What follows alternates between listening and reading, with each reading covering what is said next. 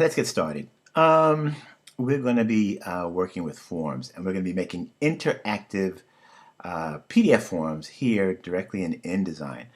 Um, One of the things that you want to do is when you're working with an InDesign document that you've created, you should always show your hidden characters. As you can see, we have tabs and we have returns, we have spaces. You should always show your hidden characters so you'll know exactly where you are and how your InDesign document is structured. Okay, so first we're going to talk about adding form fields. But let's just, everything that you need to do in the forms, when you're working with forms in InDesign, it all takes place in one area, and that's in the interactive uh, menu item, if you will. So you go up to Windows, all right, drop down to Interactive, and slide over to where you see Buttons and Forms. Okay, so now you're going to get this dialog box right here. All right, now, one of the things to keep in mind is that since we're going to be working with this particular file menu, all right, we want to dock it so that we can easily gain access to it.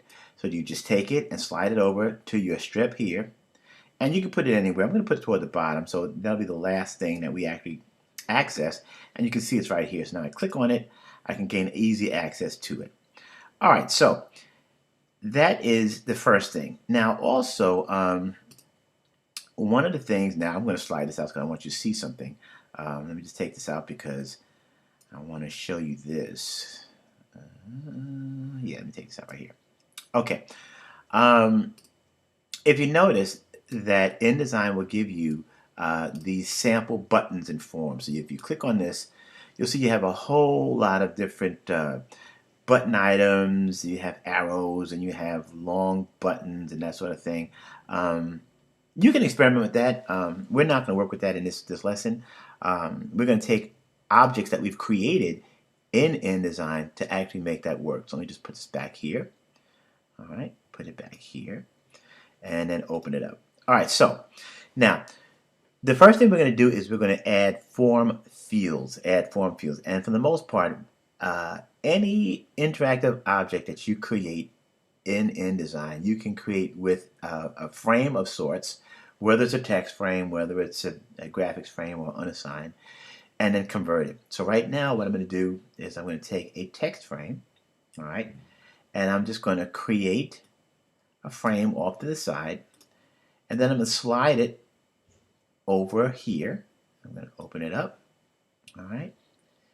And then, let's say, for example, maybe I'll make this thing, maybe I'll make it 2.5 picas high. So I'll type in 2.5, which will translate into 2p6.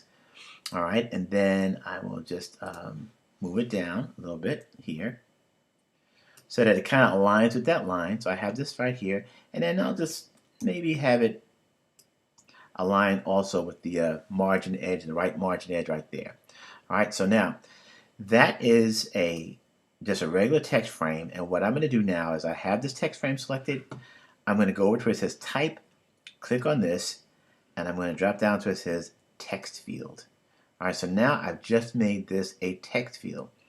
And next up, I want to make 2 more of these, all right, that will be positioned where you see address and an email.